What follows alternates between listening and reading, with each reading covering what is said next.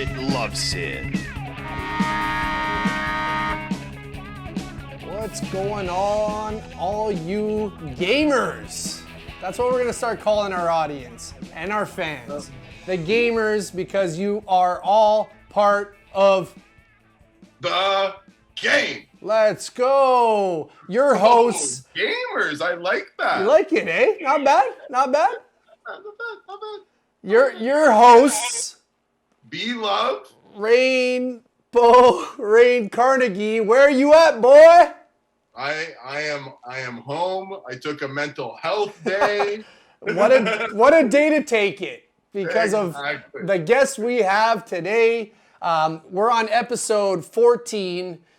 Episode 13 was a little wild with a little bit a little different with Mr. Rowdy Rick Rowley. Rowdy Rick Rowley. Rowdy. So funny, so hilarious. But you know, we went a little bit of a off course there with that episode. So today's episode, we're kind of bringing it back to we're getting back within our faculties. Yes. We're coming back to our comfort zone, hopefully. And was such a great guest, Mr. Dr. Cassidy Preston. What a guy to kind of bring things back down to some normalcy around here. I guess you not being here is kind of not normal for us, but you know, I must say the AC is working great. Obviously, the one time I don't show up to the studio is the time that the AC just happens to work. Robbie Soul has a hoodie on. Coincidentally. So, when I'm there, the AC doesn't work. But as soon as I'm gone, the AC's on. You know, I would have loved to see if you would have been sweating today because it's so nice in here. Like if you sweat today in this studio, then you got problems, boy. Bro, I already told you I have problems. I sweat just by looking at the sun, not feeling the heat, just by like, oh shit, that sun is bright. You start sweating looking at the weather forecast. I'm sweating right now and I have a fan on me. I always sweat. So anyways, our guest today, Dr. Cassidy Preston, such an honor to have him on our show. Like, what a guy. PhD, York University, sports and performance psychology. MSc, I don't even know what these things mean because I never went to school. Kids stay in school. Yeah. I got my high school. I got a little college, but I don't got what Mr. Cassidy has. Isn't he young to be a doctor? He's younger than us. I know. Like, talk about how inadequate I feel. So I think MSc is a master of something. In sport and performance psychology. Yeah, master of there you go. From the University of Toronto, and a Bachelor of Science from York University for kinesiology and health and science. He was a former player, former coach. It sounds like the resume of The Bachelor. I know he's not married with 2 kids. Married with 2 kids, but it sounds like you're reading a resume of somebody that would be cast in The Bachelor. That's right. Ladies and gentlemen, lock your girls at home. We got Dr. Cassidy Preston. Like a new business venture. Like he coached for, I think, 5-6 years. At a high level. He was a AAA coach for the same organization I coached at for a bit, Richmond Hill. Now he's the founder and high performance coach at Consistent Elite Performance. So, we'll get into that. We'll talk to him about that. Just a great honor to have him, especially at a time that we're in right now. It's I'm looking forward to it because I'm in the middle of training right now. For sure. Hearing from all these great coaches that I've been fortunate enough to be in a conference with, that how big the mental side of the game is developing. Absolutely. To have Cassidy as a guest on our show at this pivotal moment, because hockey wasn't always about mental. It was go out there and work hard and don't turn the puck over and score more goals than the other team. And I don't care that, you know, you just got dumped from your girlfriend. I don't care that, you know, your parents are all over you. I don't care. So to now understand that that's an important aspect of the development of these athletes, I'm still looking forward to this conversation with Cassidy. Definitely. And yeah, like I said, at a time right now where we could all use a little help from our friends and, you know, everybody, you know, battling, you know, everyone battles things differently, obviously, but I know we're all in this together, and it's been strenuous at times, and it's just good to have somebody like Cassidy to kind of help guide us through it a bit, and he'll talk about everything, all the great stuff he's doing, and where he came from, where, you know, hockey's in his blood. I know he's a North Bay native, but North Bay Battalion, what up, what up? That's right. So, you know, he'll talk to us about, you know, a little bit about that. But, you know, we usually do our, you know, support local small businesses. We just entered stage 2 in Ontario. So all these small businesses that we have promoted throughout our season, our shows, now's the time. You know, obviously before was the time, but now's the time more than ever to get out there and, you know, buy that ice cream from Sweet Jesus. You know, buy those hoodies from the Grand Slammers. The Grand Slammers. And, you know, just everyone we did. Sugo, Pharaoh, Thirsty Fox, Tata Bless, you know. I'm probably missing a few, but Toronto Hockey Repair, exactly. Your jerseys, who are they? Who did we do? Gitch Sportswear. Gitch Sportswear. Anyone else? Thirsty Fox. Yeah, we said them. I think that's it. What? Annex Social. Annex Social. If we left you out, we're sorry. But, you know, like I apologize. We could go back to our episodes and just watch them and then go support them. And then you can tell us which ones we forgot. Yeah, exactly. But yeah, so now more than ever. But, you know, today I ran into a very close family friend of mine, almost like, you know, a second father to me, Joey Melo. And, you know, his family faced some tragedy with his brother, who was murdered in early 2000s, Eddie Melo. He was a Golden Gloves boxer, one of the, you know, up and coming bright young stars in the boxing world. And, you know, it was very tragic. So I ran into him today, and I forgot what amazing things they've been doing since the passing of his brother and his daughter, Jessica Melo. They put together the Eddie Melo Legacy Foundation organization.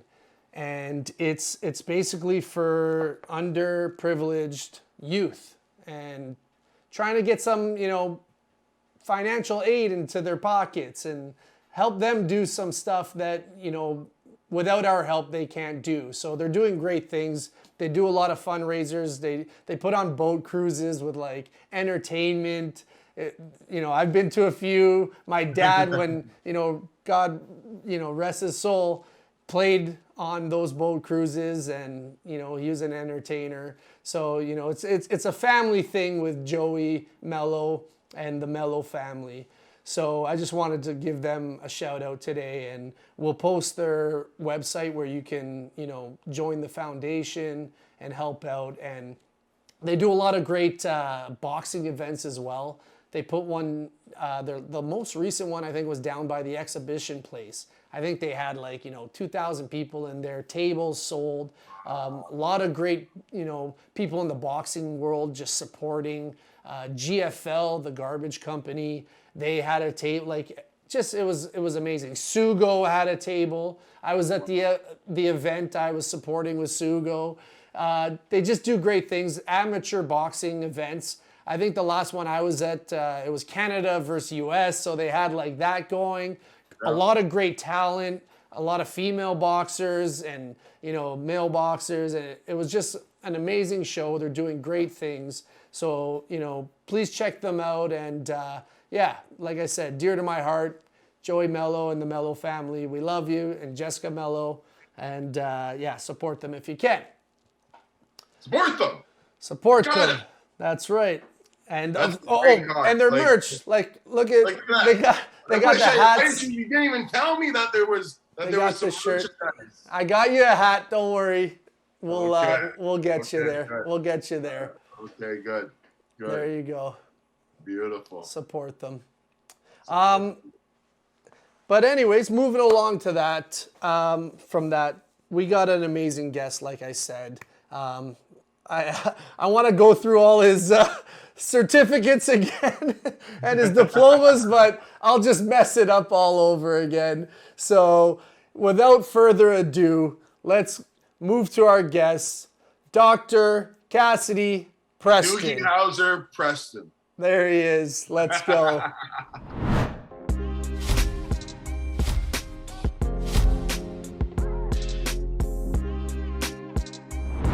All right. Thanks, Cassidy, for being on the show. Dr. Cassidy Preston. Thank you. Thank you guys for having me. Dr. Cassidy Preston. Does that get old, or like does it have like a certain ring to it now? I generally don't want people when I'm having conversations going like, I'm good with Cassidy, but I'm starting to get used to it. It was definitely weird for the beginning, for the bit. My dad's a medical doctor, so I've got a different degree. And I get chirped for that actually quite a bit. One of my best friends is like, "You're not a real doctor." Yeah. So no, I've gotten a bit more used to it now. It's been a few years. So, but yeah, Cassidy's good, guys. So now, doctor, I'm going to call you doctor because I'm just that guy. So, doctor, has anybody ever called you Doogie Howser? Do you know who Doogie Howser is? I've heard. You buck a little bit, and I'm not saying I know like the stereotype, like all black people look alike. I'm not saying that for you, but I'm just, is that something that you've ever been told or like mentioned in passing? I think maybe once before, a few years back. But hey, that's Dr. Doogie Howser to you, pal. All right. My apologies. But yeah, talking about that, like you're doing some amazing work with your new company, Consistent Elite Performance. But before we dive into that stuff, we want to talk about that. We want to kind of take it back, you know, a North Bay, Ontario native. I know. Shout out North Bay Battalion. Yep. We had the GM of the battalions on our show, Adam Dennis. So. Oh, nice. Shout out North Bay. But yeah, so is like the stereotype correct there? Like, is that how you got into hockey? Because hockey is kind of North Bay. Yeah, that's all we could do. Like I lived on the lake growing up, and we had backyard rink in the winter. We were out there for a long time. We moved in closer to town, outdoor rink right in the community. Like we spent a lot of time on the rink. It's definitely a hockey town. It's small. We weren't actually the best hockey town. Like, so like we had the Centennials and they had some runs and then we lost them. Now we got the battalion back. But there's definitely a lot of hockey pride. You know, we get good rivalries with Sudbury and the Sioux. It's definitely a different type of hockey. And I've been now in the city for a long time, and that's where I play in the O and stuff. But up north, it's different, right? And I always say like up north, and then someone actually pointed out to me like this year, we're not that far north. like I'm Northern Ontario. It's like there's a lot more north of like North Bay, but it's just in the name. Yeah, it's in the name, but and it is. We are north of like the mega city of the Toronto and the GTA, but it's definitely different. Kind of like we play in the Great North Midget League, and we would go in my draft year. We're going into like Timmins, and then we're going into Kirkland Lake, and it's like it's like community battles, and it's like getting heckled. And it was like, I remember like hitting a guy from behind, and I'm getting jumped, and there's like crowds going nuts, and they're like yelling at me. And like, this is just like midget hockey. It's not even good hockey really. And like, it's like they're eating it up. Right. And then whereas like, now knowing like the GTA area, it's like very different. It's just everybody just like, it's just anybody can play for any team. There's no real, it's not that kind of community battles and rivalries and stuff. So it's definitely, it's what we did. And I was fortunate enough to be able to play well enough and get drafted and come down and play at the higher levels. So there's lots there, but yeah, I enjoy my time in North Bay, and there's some good mentors and stuff that helped me develop in those young years for myself. So Cassidy, you cultivated your hockey skills in the great town of North Bay, and you get drafted into the OHL. Now, my experience, I'm a city slicker, so I'm GTA. All I know is the GTA. Like, there's life outside the GTA. So I end up getting drafted as well to the Ontario Hockey League, and I went from big GTA to little Bell Vegas and Belleville. Yeah. And what a shock and a change of scenery that I had to adapt to, I should say. Yeah. Is it similar coming from a small town like North Bay, getting drafted to the biggest town that there is in junior hockey into Toronto? Was there an adjustment period for you? A culture shock, maybe even? Yeah, for sure. I think I'd been in Toronto quite a few times, like doing tournaments and things. So it's not like I was didn't know of it. Obviously, I was aware of Toronto, but it was a big adjustment. I was going to St. Mike's at the time, still in grade 12. Like just getting a built family. St. Mike's, isn't that an all boys school? Yeah. I went there for grade 12. Was that your first year ever being with one set like that? I went to Upper Canada College for a year. Yeah. And I always went to co-ed school, so like that. Yeah, that in itself was a shock. Else, that was. Yeah, it was a really tough year, my first year, and but being in the city was one thing, but it was like, and like when you're an underage, like I wasn't underage, my first year in the O. Like, it's not like you're going out to bars or anything. Like, and I've had guys that play for Brampton. It's like, they would leave Brampton to go somewhere else to go out. They could drive to St. Catharines and stuff, right? But this was like, I was young. Like, we couldn't really go out. Like, we didn't have our rookie party till the season was over. And that's when we went out and had actually our rookie party. So, so the overall experience was also tough because we didn't have enough billet families. Because for whatever reasons, like you think there'd be enough in Toronto, but like I guess they had a hard enough time collecting. And I started out spent all their money on the Leafs. They had no. Yeah, it was weird, and so jumping around from a few different places, and I ended up living in a nice billet family, but we were out in Brampton actually, and I was commuting in from Brampton for like 45 minutes in the morning to be at St. Mike's for like 8:30 classes at St. Mike's all day. And then play OHL practice and then drive home. I'm not getting home till 7, 8 o'clock at night. Wow. And then trying to do homework and like first year away from home and like, so it was tough. And then not doing well, we'll get into that, but not performing on the ice and then getting healthy scratch and all those challenges.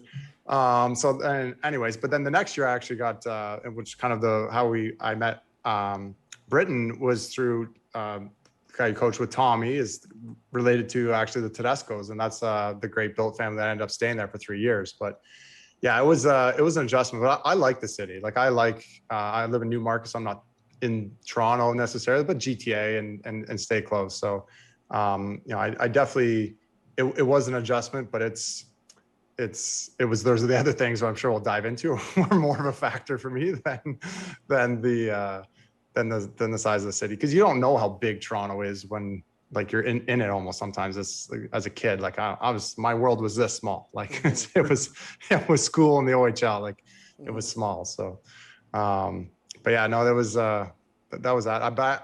I'll dive in because it's probably worth it. My first year in the OHL, this is where I really kind of fell in love with the mental side of the game, the importance of it, because like I was a disaster, right? My mental game became a complete disaster. I came in thinking I was going to get drafted, play in the NHL. Like that was my mindset, right? Which is in a way not a bad mindset, but it was not the right one or the healthy one or the best one, because like I was clearly not that good. I'm like, who's told me I could be like, oh yeah, it's just gonna be easier to show up to the NHL your first year, just dominate, light it up, and for sure you'll get drafted NHL. Like, and it was all about the results, and like I said, these skewed expectations, and so yeah, it definitely weighed on me. And so as things didn't go my way, it got worse and worse. And I got healthy scratch 34 games. I had games where I would dress. We drove from Toronto, Ottawa, dress. I'm in the lineup, didn't get a shift. I'm like just waiting. It's like you talk about having confidence. Like, whew, it's like you get no points as a forward in a year, get healthy scratch like half the games. The worst part was I go home to my hometown, which is, again, a lot of pride hockey. And I get chirped by kids in my hometown. I could have got a point if I played 34 games. I was like, are you kidding me? Like, you think I wasn't trying to put up points? Like, I'm in the, oh, so that hurt, right? Like, that was a blow. And you wanted to quit, your self-image, everything's down. But I was able to, pull myself together, really keep investing in the mental side of the game, come back from that. Was fortunate. I got to win a championship with the Buzzers the next year. I went up and down, stayed with St. Mike's. Had a decent year my last year in the O, put up some, actually scored some goals and stuff. So team wasn't great, but team got progressively worse when I was there. But yeah, so that's, those were the interesting years of my junior career. Was that I had a really interesting experience that really shaped my interest in the mental side of the game. And when I hear you talk about it, Cassidy, like, first of all, congratulations on, having the strength. And I'm sure I like to, talk about support systems. Mm-hmm. And if you don't have one, you need to find one, because this world is a tough place to live in. And when I heard your story just now about being scratched 34 games, dressing for a game, waiting for your shift, not getting a shift, and you haven't done anything wrong. Don't put me in the lineup. Did I tie my skates wrong today? Like, I'm sorry. Like, did I tape my stick with black tape and white tape? Like, tell me. But to that point, what was the communication like from the adults in the room? Yeah. Like, we talk about, I'm doing training right now, which is why we're doing this show so late, is to accommodate my schedule. So thank you, Cassidy, for that. I appreciate that. And Britton, you have to, so whatever. but one of the things that they're talking about is the evolution of the player. And back when you played, Cassidy, was around the same time that I was playing, because we're relative in age. And it was a different era. Now I'm coaching, and I'm realizing that some of the tactics from some of my favorite coaches, are just flat out wrong. Yeah. Right. So what was there any communication, or were you left as a young teenager, 17, 18 years old, trying to figure out life on your own? Yeah. Yeah, pretty much. It wasn't, and like, our coach was a nice guy, real nice guy off the ice, but even on the ice, like it was just a lot of the standard back then. Some still is in some places, and even in the NHL, there's still some coaches that are very old school. You talk to some of the pro guys, there's they don't like certain coaches, and there's other coaches they love, right? It's their and they want to play for those guys. So it's growing, it's coming. But I was, why was I at 17 not send me down? Who was why wasn't that why didn't I do that? What am I just sitting there collecting dust in the stands? And it's just not good for development, not good for your mindset. Was there ever that conversation? That conversation didn't happen. It happened the next year. The next year. But did it ever happen? While you're sitting on the bench, while you're being healthy, scratched with 34 games, there are other people that are involved in that process, right? What were your agents saying? I didn't have much. What were your teammates saying? Exactly. Did any of your teammates stand up and be like, "Hey, coach, we've lost 4 games in a row. Maybe juggle the lineup." It's ridiculous. Yeah. Yeah. So, our team was actually still decent that year, and because I kind of carried through. Dave Cameron had got drafted me, but then he was gone at that time, and then the new coach that came in, it kind of got a little worse.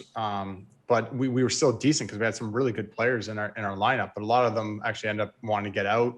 We had some guys that come in and guys that were supportive of me, but I didn't really have like a strong agent relationship or anything, because like I just got like somebody to help me sign the contract. Like I was a nice guy and I knew him, but we never talked. Like, and then my dad, like, I love my dad and everything, but like he doesn't know what the heck he was doing. Like something like he's like kind of and he's a fun story. Yeah, what's that?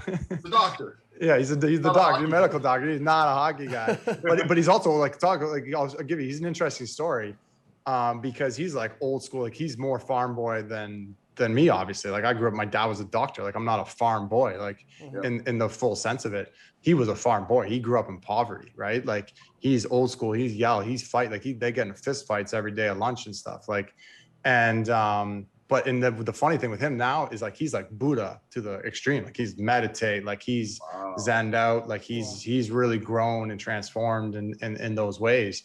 But like, I kind of had this old school kind of dad growing up for the most part, and like I just go tough it out, like like kind of like and so, but anyway, so he didn't know any better. Like he's like he didn't know anything, and at the time, and the coaches they're pretty hands off. Like even like when I get healthy scratch, they tell you on the way off the bus. Like it's just like, oh, you're at the game. I remember like when we get off the bus, it's like we're trying not to look at the coach. Like maybe if he doesn't see me, he won't healthy scratch me. Like that's what we're doing, trying to get off the bus. Like, I remember those walks. I remember those walks. I had a couple of those too. Like the whole bus ride, there's just so much anxiety. Like, am I going to play today?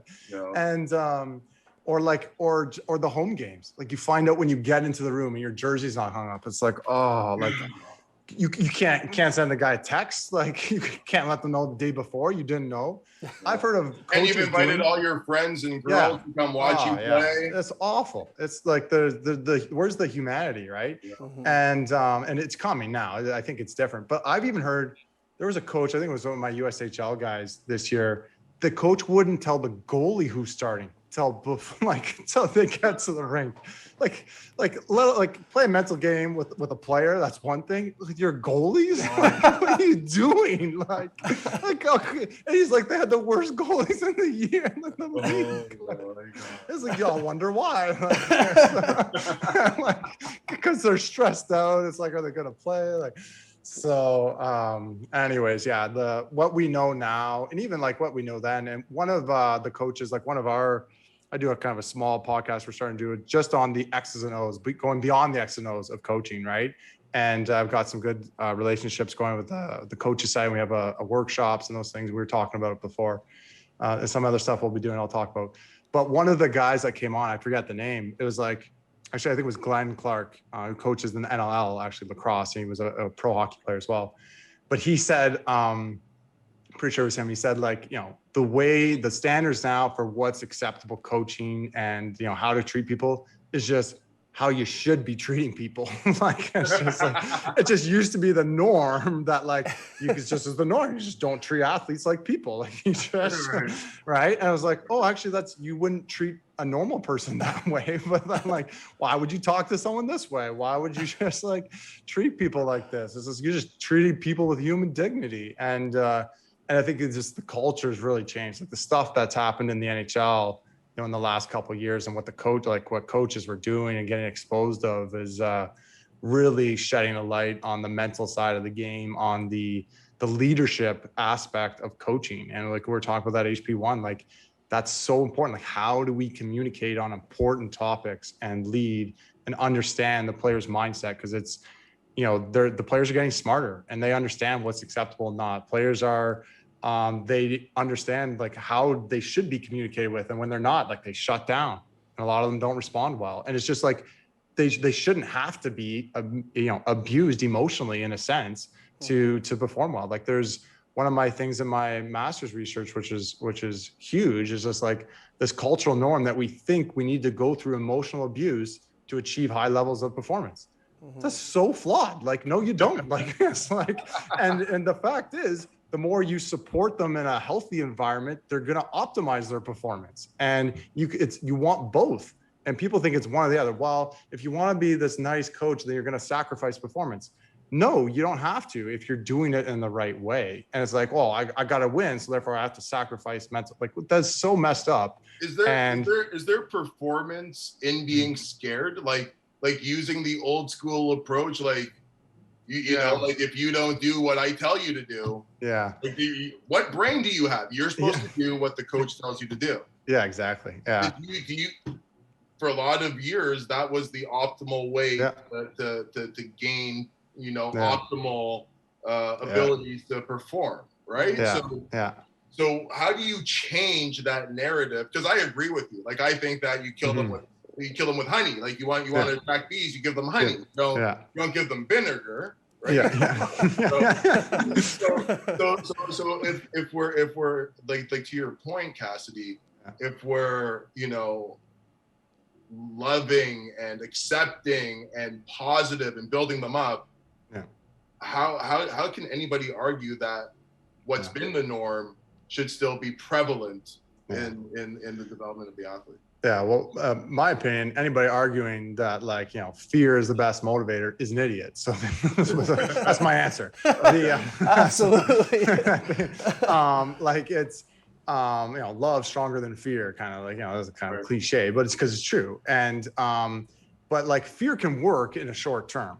And so that's kind of why it's stuck around for so long, because it can have an impact and you can get certain results, but you're not going to get optimal results. You're not going to get greater well-being. And as people, especially the standards of what's, you know, the quality of living and communication, the way people understand what respect is, you know, it's just like, well, this is not acceptable anymore. And it's just like, so, and it isn't, and like, generally just people wouldn't accept that. Like, you wouldn't accept being like yelled at, emotionally abused in a workplay. And some of that culture has been in the workplace, and it's kind of obviously making its way out and in ways. But so yeah, the bottom line is this works better. It's harder to do. It's often harder to do. Like, I would do some executive coaching, business coaching, and we're talking with a team this week, and it's like, yeah, it's harder to learn to, it's like, just tell people what to do and manage and task oriented, right? But like, to really lead people, you need to connect and understand them, and they need to understand you. This is this crucial conversations piece where people are heard, you felt heard, you're able to communicate your values and get on the same page with people. And that's a process and a soft skill that you don't just read in a book, right? And that you can't just draw up on the X's and O's. And there's great literature and research out there that helps and informs people. And again, a lot of it's not taught. It's just overlooked. And coaches are thirsty for it because they know how well it works. Like, look at John Cooper. Look at the guy in, I always forget his name, Paul Maurice in Winnipeg. Like, these guys are coaching in a very different way. And they also have organizations. And that's the other big thing. Aaron Wilbur, the guy at the coaches site, you know, he works a lot of high end and does a lot of high end. It's the owners, it's the GMs, there's leaderships coming down from the top down. And, you know, coaches are definitely a huge role, but everybody's in a leadership position, and their ability to understand these soft skills has a huge impact on the overall experience. And then that's where you see these dynasties and consistent winning, people implementing these concepts and behaviors and principles. For sure. And like, also like, you know, resources these days, like, you know, Rain and I were talking about it before, and, you know, Cassidy's kind of like the mental coach now, you know, and like, there's the skills coach and there's your head coach. But, you know, when we were all growing up playing hockey, you know, usually sometimes your head coach was, you know, your coach, your mentor, your, you know, your extra dad, you know, or whatever, right? So like, you know, I find also, you know, I kind of think that, you know, some coaches in the old school mindset, obviously we've moved on from that, like, you know, but also now having these resources and, like, you know, people like Cassidy doing what you're doing and shedding light on this is huge for, you know, not just hockey, obviously, just like the world. Like, you know, having more people on your team helping you with every little thing rather than just one guy, you know, trying to do it all. It kind of, it's a formula that is kind of broken and doesn't work. I'm old school, right? So like to Britton's point, like coaches, your trainer, your gopher boy, he just does everything for you. Your hype man, your Uber sometimes if you don't. You know, like you sometimes think that he's your mom, your dad, your brother, and your sister, right? But now it seems like with the evolution of the game and more research that's been done, it sounds like there's, you know, something niche for everybody to help be SME subject matter experts in that specific field to drive optimal performance. And like, I was like, what does Cassidy do? Like, what is a mental skills coach? So I did some research, not on you, well, on you as well, but something that one of the first things that clicked up that popped up, sorry, was this article on Olympic athletes. And it says, if you've ever wondered how Olympic athletes are able to perform flawlessly under extreme pressure, it's because they have a secret weapon, a mental skills coach. These professionals help elite athletes psychologically prepare for major events like the Winter Olympics to help them train their minds and bodies to work together to achieve seemingly impossible feats. The physical differences between athletes or teams at the elite level are almost negligible. Colleen Hackard, PhD, the mental skills coach for the U.S. women's hockey team, told Self, the publication, what separates out the good from the great and the great from the greatest is often that psychological component. Is that in a nutshell what you try to provide the organizations, the families, the people that you ultimately work with, is kind of bridging that gap to make them so unstoppable, essentially? Yeah, 100%. And I've got an unreal analogy that we use that just paints the picture for you. So think of an athlete is a race car, right? And you want to have a great car. It's fast, it's agile, it's got great steering, it's got all the good mechanics. But you need a good driver to drive the car. And the driver, if they're distracted, they're scared, they're hesitant, like the driver gets the most out of the car. And so many athletes are investing in their car. They've got an unreal car, but a shitty driver. And so what do you get? You get a car that's not performing at its best consistently or when it matters. And so the bottom line becomes, you got to work on both. It's not like, oh, have a great driver in a shitty car. It doesn't work very well. Like you need both. And so it's the ability of then how do we work on the driver? And then that's what we do. And we give strategies, we break down what it is, what is our mindset, what are the subcomponents, how do they interact, what's your greatest areas to work on within that, and then what are the strategies to consistently do that in terms of a reset routine, reflection process, imagery, and mental prep. And it's these little things, and the cool thing is it takes way less time and energy. It takes a lot of time and energy to build that car up, right? But actually to work on the driver is it's not like it's overly taxing. It's not like it's, oh yeah, you got to invest like 40 hours a week. It's like, no, it's like 10 minutes a day, like 30 minutes here and there a week, like a session. It's just putting a bit of time and energy into it goes a long way. And athletes get that right away. It's like, and people are seeing it all the time. It's becoming even more and more of a thing. The athletes are becoming so afraid of what everybody thinks. What does my coach think? What does my parents think? What do the other people think? We have so many people are people pleasing, doubting themselves. Their self-worth is tied to results, to what other people think. And it's causing a lot of issues in athletes. And so therefore the driver is distracted, plain afraid, not in the moment, too tense, holding onto the wheel too tight, etc. Holding onto the stick too tight in hockey. Goalies that are like literally nervous at the start of games. And so, and the nerves are getting the best of them. So it's the driver that we want to work on. It's the mindset that helps you get the most out of your abilities and be consistent, because anybody can play great once. Can you play great consistently? And that's the difference in the mindset. And especially when your best is needed, like Olympians it's huge, like it's 4 years till you're there. And it's like, and then you're going to blow it. You're going to leave it up for you're not going to, leave it up for chance. So before you continue, I hate to cut you off. You just brought up something everybody can be great once, but where's that consistency? Yeah. I'm always getting chirped on this show. Yeah. About how I did not perform in the championship game at Maple Leaf Gardens. I'm trying to tell everybody that somebody Nancy Kerrigan my skates, took out my edge, and they sabotaged our championship. I scored a goal that game, and I wasn't Mr. UCC, Rain Carnegie playing for the St. Mike's, wherever you were playing, buddy. So yeah. Is the opposite, my question, doctor, is the opposite true? Can you be great consistently and then have a brief moment where you falter? Yeah, for sure. And still be great. Oh, of course. Yeah. Thank you. Yeah, for sure. Lord. Well, I was gonna say, do you have like maybe an example? Did you work with someone that like came to you and said, "Look, Cassidy, I don't know what it is. Every time I get on the bench, we actually had a guest, Rob Schremp, was on our show, and he talked about having this like wicked anxiety that he never really had before, and it just all of a sudden came on, and to the point where he was sitting on a bench one shift and he said he was telling himself, please don't pass out, please don't pass out. And then he got through it, went out, scored a goal or something, came back, like was just dealing with that though. Like, do you have, something you could shed some light on, a situation or an example that you've helped someone with that kind of issue or a problem? Yeah, well, that's pretty extreme one. Yeah. I had like a soccer goalie actually was puking before every game.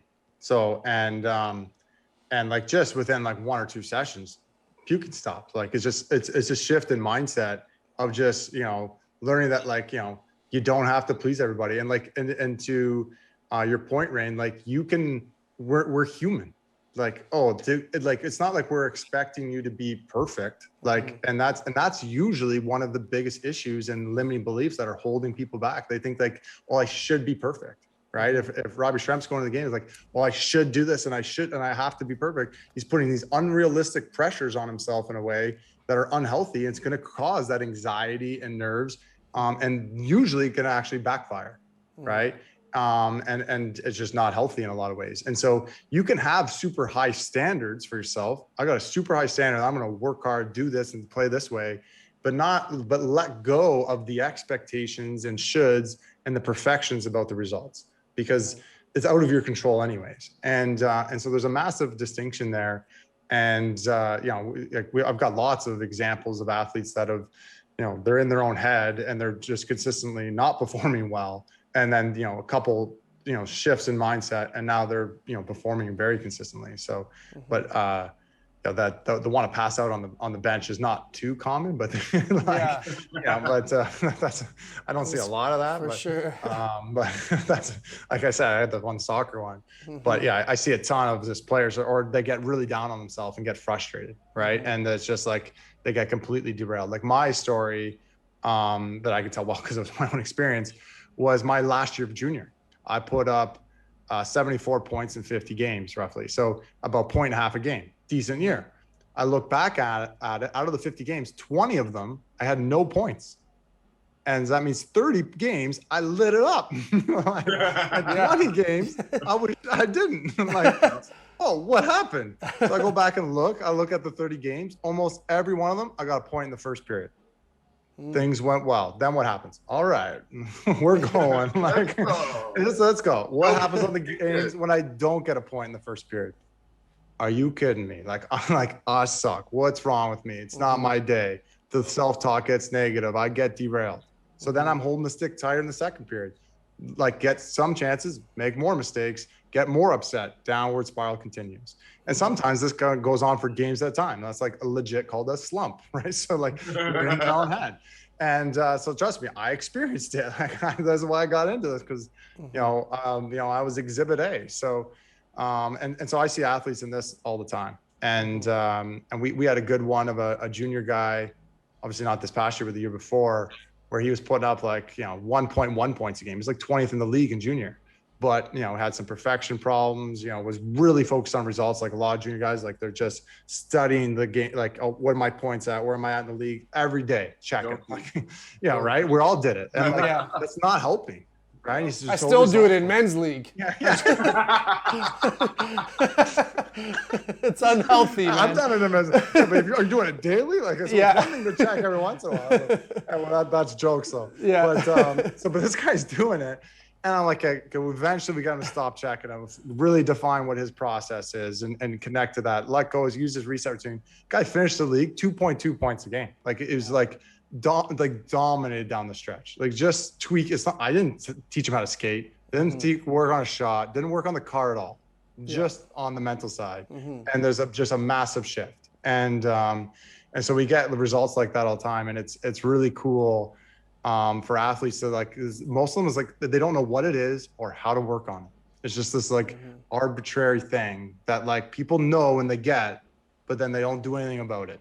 And they kind of just leave it up, in the air. And and as you rise the ranks, it becomes the most important thing. Right, as that article you mentioned, Rain, speaks to, everybody's got a fast car. Everybody's got a great car. What's the driver in the cars is what's going to separate. And can you have a good driver that shows up consistently? And or just hope, I hope I got it today. Like, hope I score in the first period and I'm a good game.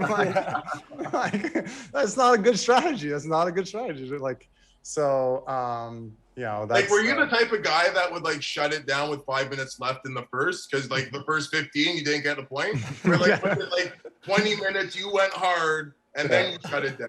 I think the story's a little black and white, but it would be obviously a little more gray than that. So it could be like, it's probably like after 1-2 chances, or it's getting through the game and I haven't got many chances, or like I got a chance and I made a great play, but I'm posting out and I'm like, oh, like, or I set up a guy and he misses. I'm like, oh, come on. Like, or I'm open, I don't get a pass. And then you just start, the tension starts building up and you're thinking about points. Or you see, I had some good / bad examples of, and this was the same team, same year. We won a game, I think it was 8-1 or I think it was 7-1. I forget now. It's on my slides when I presented, but I haven't presented that one in a while. It was 7-1, I think.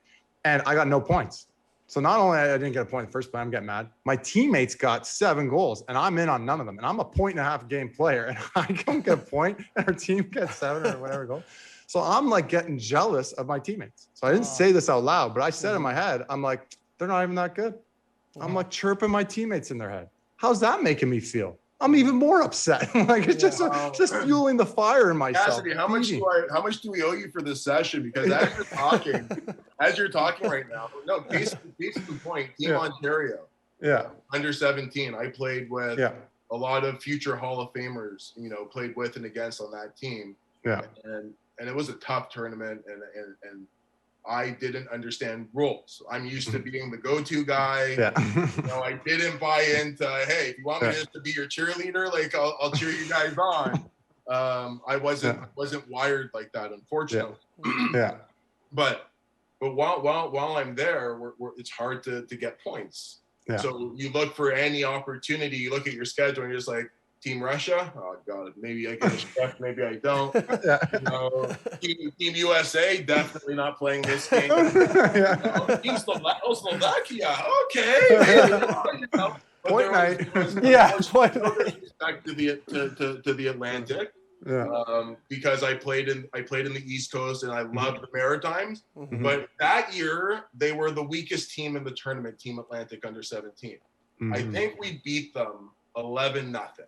Okay, Darcy Toplin was a teammate of mine in Belleville, but he was on Team Atlantic, and he was their best player. And I love Darcy. And Darcy, if you watch this, I'm sorry, you stunk that tournament just like I did. But everybody, I think even like our 5th and 6th defensemen had like 2 points, and I didn't have, and I got a regular shift. I think Fuda even gave me power play time. Just like, fuck it. Carney, go, Like I see him burning a hole through the back of my head, staring at me every time I throw Horton or Richards or Jeff Carter or Perry over. Like, here's your chance to get the last 10 seconds, Like, I even got power play time. And then after the game, I'm looking and I'm just like, wow, like Hastings, like Ryan Hastings, you got a goal and 2 assists? Like, you're my boy, I love you. You're a defenseman. I'm like Anthony Stewart, 2 assists, Horton. I was like, you guys aren't even that good. If I got that offer, like just like you said, right? Like you start chirping. Yeah. what a piece of shit I was in my head. The craziest part about normal, though. No, I was gonna say the crazy part of that story is that you guys are up 11-0, still getting power plays. Like, what the hell? Like, what a jerk the ref is. Like, calling penalties. Team Atlantic was pretty upset that they were getting run out. Still, you just run the clock, man. Like, jeez. What I was gonna say though, so you know, at a young age, you're you know, having these experiences, you know, the self-doubt and, you know, kind of chirping your teammates and having these, you know, kind of mental in my head, yeah, in your head, but like having these kind of like, you know, breakdowns in your head and stuff, you know, but now you're the mental coach, you know, you started your own company and you guys are doing amazing things. Like, when did that start shifting for you? Because obviously you were, you know, still a young pup, like 17, 18, experiencing this. But, you know, when did you start to decide, like, okay, you know, we're going to go to university? Also, Cassie, sorry to cut you off, Braden, but also, like, the culture back then was tough it out, kid. Yeah. Tough it out, kid. Exactly. So for you to, you know, decide then in those moments based on what you shared with us that's an area that you want to focus on, that's kind of like trailblazing for sure time, because there was no outlet for anybody to go to for the problems that you were experiencing. Yeah, exactly. Yeah, or anyone that we knew, and like there was no resources that there was like Hockey Tough, I think, was the main one, and you know, and there wasn't much, it wasn't common, and definitely one of the things, and they're still actually quite pervasive, like people like, just toughen it up, like forget about it, don't worry about it, just be confident.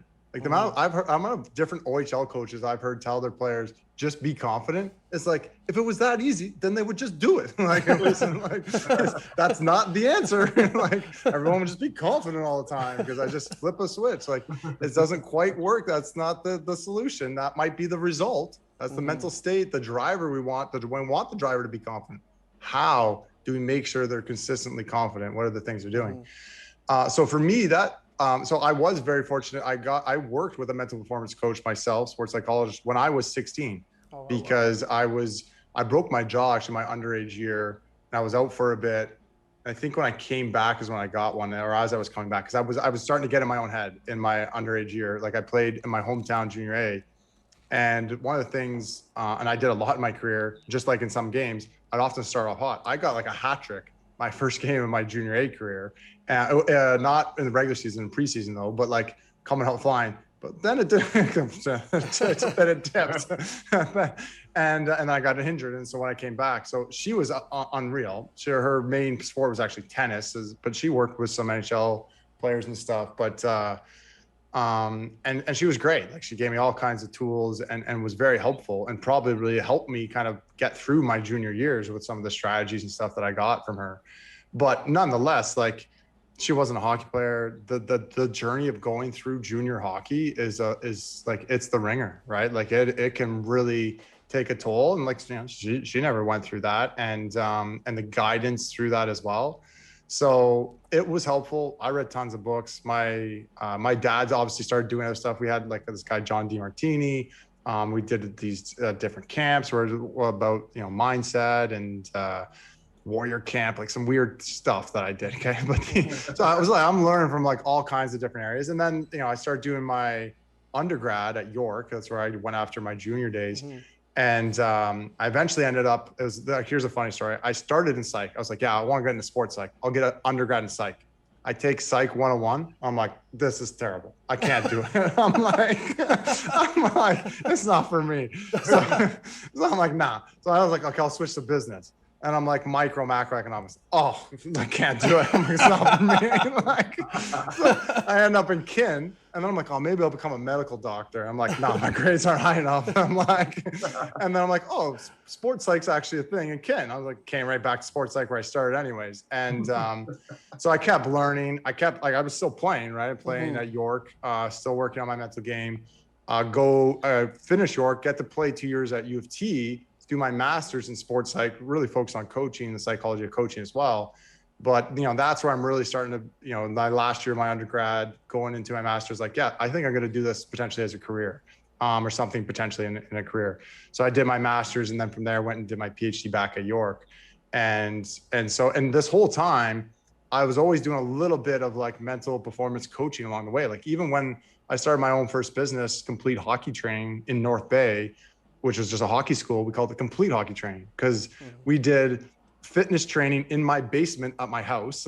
Kids would come into my house, into my basement, and like, because there was no hockey training in North Bay, a small town. So we're like, yeah, we got to train some hockey players. I need to get a summer job from my parents. And I was like, we don't want to just train them. Like, we want them to work on their skills. And my buddy has a garage. It's like, 5-minute bike ride down the road. We bike to his garage and shoot pucks after we train. So we got the skills, we got the dry land training. And I'm like, well, I know some stuff about sports psych. We'll give them some strategies on this too. It's Complete Hockey Training.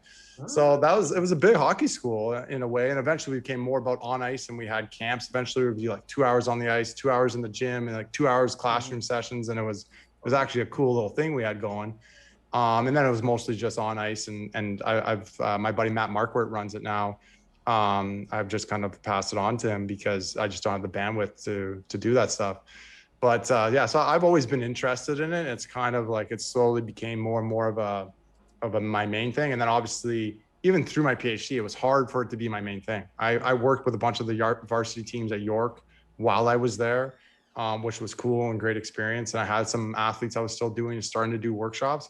But then I was like, I'm done my school now. Ooh, what am I going to do? Like, let's go. Like now I really started to tackle it. And that's been kind of the experience. And the wins, it's just been kind of always, coming along, becoming more apparent of the importance of it and the enjoyment I get out of it, right? Like it's just like you, like we enjoy coaching, right? And I just, giving back, serving with others, connecting with other people.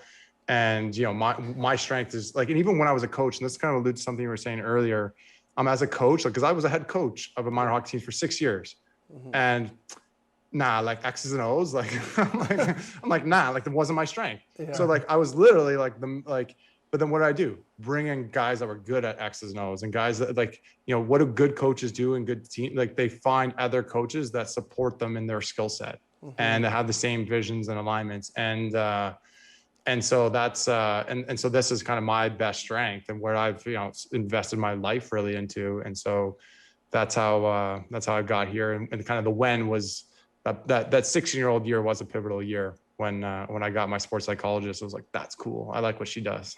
So, that's pretty awesome. Back to that story Rain was telling you about that one time where he couldn't perform at the Maple Leaf Gardens, and he blames it on a skate.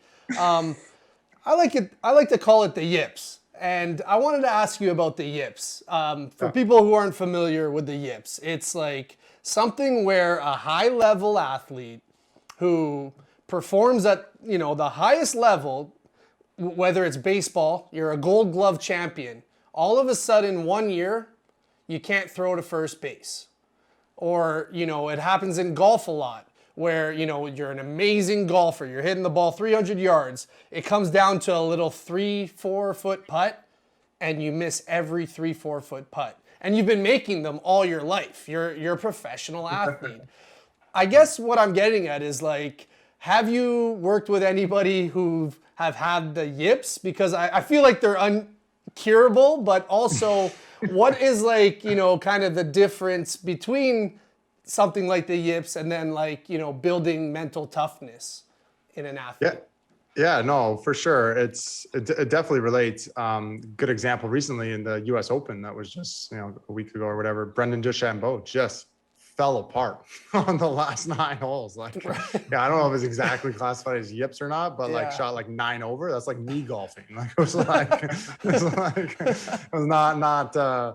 what you're looking for. So, and in terms of like dealing with that, like I think from a hockey standpoint, probably it's pretty common.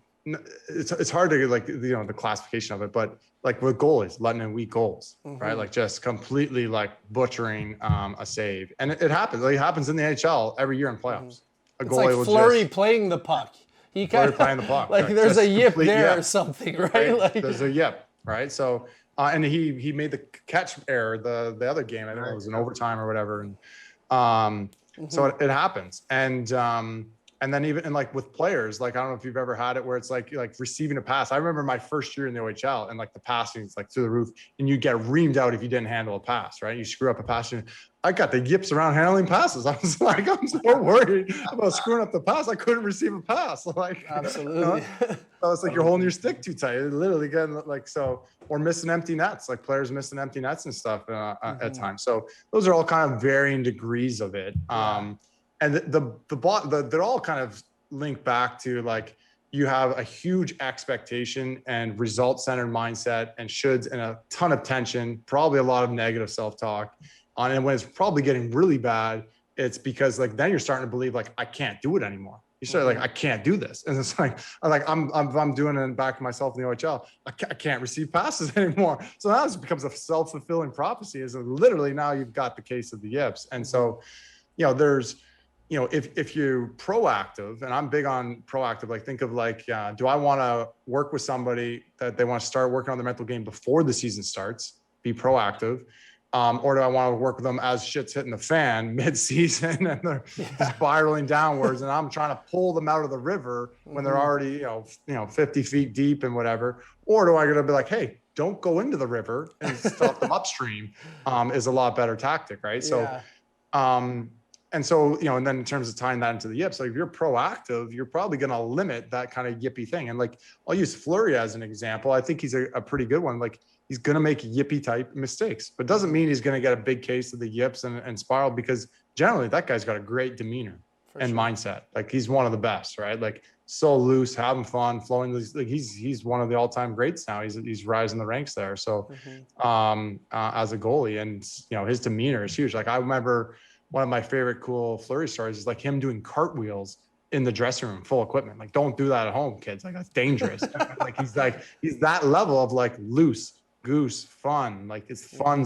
He doesn't lose sight of the fun, generally speaking. But if you do, and you get caught up in tension, you can make crazy, simple mistakes. Like it happens. Guys miss empty nets all the time. Goalies consistently misplay pucks every, Braden Holtby, the year they won the Stanley Cup in Washington, like pizza up the middle in like game 3 of the Stanley Cup finals, like almost cost them that game. And then they stay composed, no big deal. Mistakes happen, win that game, win the series. So in terms of kind of like the antidote to deal with that is just working on your mindset, getting perspective, that, we make mistakes. You're getting caught up in your own head. And one of the funny ones we usually get into in the mental side of the game at some point is like, they get, they're thinking about that they're thinking. And it's like, they're beating themselves up, because their mental game is not good enough. And like, one of the big things about your mental game is don't beat yourself up and like overly beat yourself up. Like you can be hard on yourself, but not too hard. Like you want to have an accurate self-image. This is what I could do better at, for sure. Own that. But like, this is still who I am and what I do well.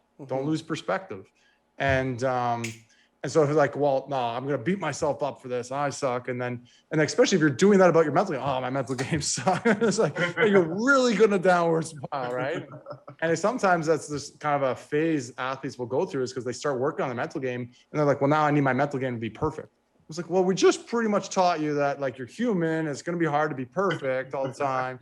But now you think you should be perfect. Like, and then they're going to get in their own head about the mental game. So, in short, that's how I'd answer that yips thing. But it is a thing. Like it happens. Like we've seen over the years, like some players bounce back, but then there's some who have never, like they're just done. Like I think in golf, another example was Duval. Like at one point he was like Tiger Woods and Duval, like they were just back and forth. And then all of a sudden he just forgot how to swing a club. And it was so bad. Like everyone was like, what happened to this guy? He like won a British Open, like, and it was just done. Like he never came back from it. Like he stepped away from the game. He's done. Like Chuck Knobloch was like a Gold Glover and he couldn't throw to first base for the Yankees. And like, it's just funny how, what kind of resonated with me from what you said is kind of getting it before they go into the river and start drowning. It's like nipping it in the bud, Come see Cassidy on your first error to first base rather than, the 100th time that you miss your first baseman, It's a lot harder then. Exactly. And it's a lot harder then. And I was going to ask you too. So like people you work with, like your program, the Consistent Elite Performance Program, do you guys, like your sessions, you do sessions, one-on-one sessions with them.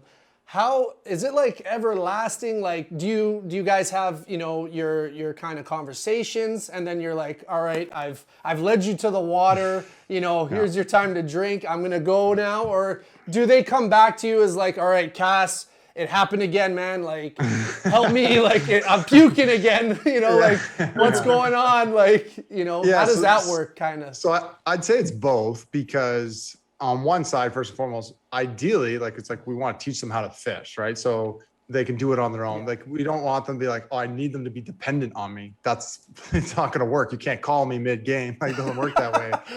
So, cell phone on the bench. I don't have that much time. I don't have that much cell phone bandwidth here. But so they need to be able to do it on their own. They want to be able to take ownership of the concepts. So, and we can usually get that. And then it's building it the habit though too, because I can teach somebody something a month, 2 months. It's like, hey, they're getting pretty good results. They're understanding. But then if we stop at 2 months, where will they be 3 months later? Might be back at square one, right? Yes. So because the habits haven't really stuck, they just got the concepts. Just like when you're teaching any other skill, right? And you're working on anything else. It's like, you get some going, and then like you got to keep doing it. So we'll often do, people will be like 6 months as a common good starting point. Okay. And I've had people like, they're good. They take it, and reach out again if you ever want to tune up or check in. And we also have now a group program that supports us, like the CP High Performance Circle. And we got lots of people in that, and people will do both one-on-one in that. And a lot of times the point of that is because after that 6 months or a year or whatever, or they're going, they got a good concept of their mindset. Well, they still want to keep it sharp, right? They still want a little bit of touch points and coaching. They don't want it to slip, and they want to stay in touch. And, and we're always adding some new things and refining and just being a resource for people to, give them that support.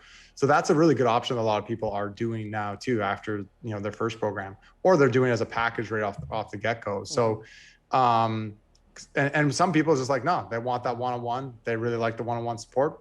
I'll just keep going. This worked. Why stop? I got a bunch of people are like, this worked for me. Why would I stop doing it now? Like, I mean, like, you're a professional athlete and it's working for you. Got you there. It's like, no, now I'm going to stop. Like, it's like, what? Like, okay. Like, to see how that works out for you. So, but it's, everybody's in their own unique situation, and whether they're, where they're at and the demands. And that's why that, group coaching kind of option becomes good, because one of my issues around minor hockey is so expensive, right? For sure. And like, I don't want to be another expense for everybody. It's like, like, are you kidding me? Like, but so that's like, we try to give more affordable, but I have to make a career and a living. I just jolly out of my heart, just work for free forever. And I can't put food on the table. So, it's a fair exchange and a balance, but and that's why we've created a business around it versus it just be a one-man show, and why we've created group stuff. So, the answer is, we would want them to be able to go off on their own and not ever have to come back to us again. And, some people do that, but some, depending on where they're at and where they're going, stay connected in either the group or one-on-one. So, definitely. But, and think of it this way too, as I alluded to not long ago, it's a journey. It's not like, oh yeah, you get there and then it just stays. There's going to be dips. Like it's not like it's going to become perfect. Oh, my mental game is perfect now. Like, show me, like, whose mental game is perfect, like all the time. Like there's little mistakes. We get in their own head a little bit. Derek, I think it was Derek Jeter, said he wanted to play just one game in one season completely in the moment. That's what he's like, 100% of that game, the driver's dialed in, right? Like his mindset's dialed in just one time. Like a perfect, like, and he knew he probably wasn't going to get one game 100% dialed in, right? But like, that's what he was striving for. Wow. And so then, so as an athlete, like that's where we want them to get up into this realm of like 95% of the time, like they're dialed in, they're in the right mental game, and like they're going to have little dips, then they can pull themselves right back up, right? And rate it back into the game, and into the zone. And so then, as an athlete, like sometimes you might have a dip down to 90, but let's like prevent the dips to the 60s and the 40s, and like, and then game after game and like multiple games, and like they're in their own head and not performing consistently. So that's, and that's why, again, like if you do the program, it helps. And then, but like, if you stay connected, then it really helps keep it from dipping much, and it keeps it extra sharp. And one of the big things that ties into that is like, think of the way our society is programmed, which is so result centered, so judgmental, and so comparison focused. And it's doing all these things that are literally like the opposite of what I'm teaching. So like, and the opposite of a growth mindset, the opposite of the mindset that's going to help you get the most out of your driver. And, you know, if your job is to be a TSN analyst and to judge things and, you know, predict results all the time and talk about that, that's great. But like, if your job is to be an elite athlete, that's not what's going to help you perform well, is thinking about results and comparison and looking at stats all the time, which is our cultural norm. And that is hurting athletes like you can't even imagine. And so you're seeing it all the time. And then coaches are literally just echoing the same stuff. And it's just like, and parents are echoing it. You know, one of the upcoming programs, one of the lines is just like, you know, parents are usually saying exactly the wrong thing, and they're hurting, usually unintentionally, but they're like, you know, and same for coaches in a way too, right? Like, it's just like, we say things, and like, even when I was coaching, like I said things that's like, ooh, I probably shouldn't have said that. Like, looking back at it now, and it's like, yeah, you just don't, like, you're just coaching the way you're doing your best and with the tools that you have. And that kind of ties into the coach education we talked about. It's like, where's these soft skills that we can really teach, and probably the most important skills to be teaching coaches and teaching the athletes and teaching parents. And it's often pretty overlooked. So for sure. You were saying teaching coaches, and Rain and I were actually laughing because, you know, Ontario just went into stage 2. So now we're allowed to have players on the ice, and Rain owns his hockey school and mentorship, Own Aces program, and he's now dealing with phone calls and bills, and we're like, okay, this is actually a great episode. If you were a hamster in my brain right now, Cassidy, like, I'm running everywhere and anywhere, right? It is chaotic. Every time B-Love gives me a phone call, I always tell him that I'll call him back in 5 minutes. He calls me back 2 hours later saying, what's the 5 minutes? And then I tell him, give me another 5. And then the same process happens over and over again. I'm just like, my phone's ringing. And it's just, like, the mental capacity, the bandwidth that I have right now is completely lacking. And so I was actually quite excited to have a mentalist, a mental coach on our show to help me cope with the anxiety that I have. And I know that I'm laughing, I'm smiling right now, but it's really true. Like, it's been impacting my relationship with my wife. You know, I'm a little bit more edgy. I'm not as communicative. I'm just off. I feel off. And I've told Britton, like it's overwhelming. Like everything happening at the same time. And yes, I had a lot of time off, and, you know, what else did you expect? And I'm not, you know, I'm so thankful for, you know, the interest in the program and everything that we're doing. That's not all it, but if I'm being real, like, I didn't go to school to be administrator, right? So like, trying to do all this and be father and be husband and be brother and be son and be and friend, co-host. He's not even in studio. Like, this guy's just having a day. Because I said, like, guys, I'm back and forth all over the place. Like, I told them, like, my mental health is just, I needed to be home today. And like, it's just, it's so exciting that there's people like you that can help provide preventative measures, but also coping measures. And recovery measures to help get them back to where they need to be mentally, because ultimately I believe that without, you know, your faculties about you, you know, you can't do anything. So I'm so thankful for what you do. No, seriously, I really appreciate you being a leader in this space and sharing your knowledge. A lot of people are closed-minded and don't like to share what they got. They like to keep it to themselves. We live in, like you said, self-gratification region right now, unfortunately, and we need to be more collaborative. We need to help each other get through. It takes a village, and I'm so thankful that we had this opportunity to finally connect, since you stood me up on our first date.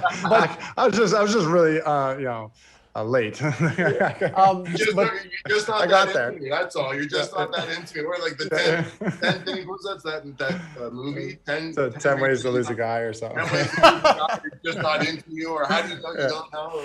Yeah. But to Rain's point though, like we're going through such a unique time, you know, and I think like mental health is just like, you know, everybody needs a little bit of support wherever they could get it. And, you know, for you right now, I guess, you know, you start, when did your program start? When about 3 years now have you been? Yeah, so 3.5 since I finished school. So, and it was obviously slow for the first little bit, and then it picked up.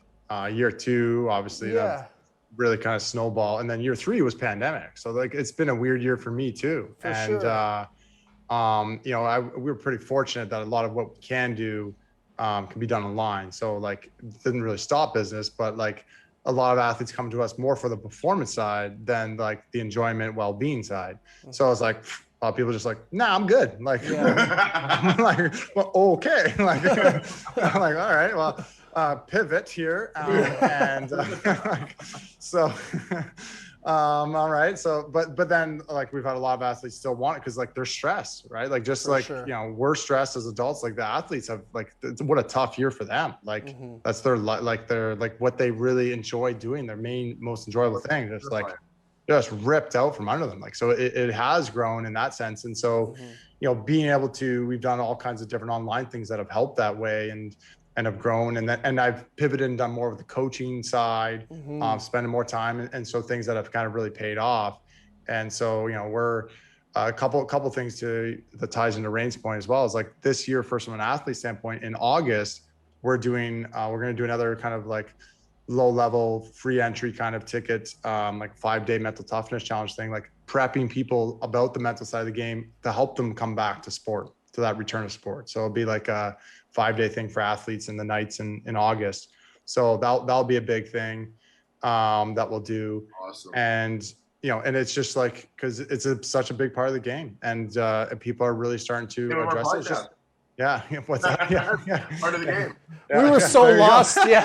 We were so lost that we decided to start talking to people and having a podcast because we can't go on the ice. Rain can't, you know, fulfill his duties as, you know, he's a brand new head coach. He just got a job with the 08 Nats and like, what a weird time for Rain. And like you said, the athletes as well, like we're Tom Carnevale, who you mentioned earlier, who, you know, our mutual friend that we've, you know, kind of known forever in the hockey world. We just took over a team that's, you know, they're going to be getting drafted to junior level. They're the 06 team. They're the minor midget team. And like, what a bizarre, weird time. Like weird, you know, and everyone's itching for ice. And not only that though, what kind of is, you know, going back to like finances and stuff, you know, not only like we got to make a living, everyone's got to kind of make a living, but now everything's inflated for the parents. Like ice time went from, you know, 25 an hour to 85 an hour. And it's just like everybody's kind of losing right now. And it's a Wild West. It's a Wild West. Absolutely. And you got to take care of it. And then, and like to Rain's point, the coaches and parents listening, it's like, you got to take care of your own, you know, well-being and mindset. And one of the analogies, another race car one, apparently they're the best ones I like, is, you know, sometimes you got to slow down to speed up. And you got to, where's your pit stops?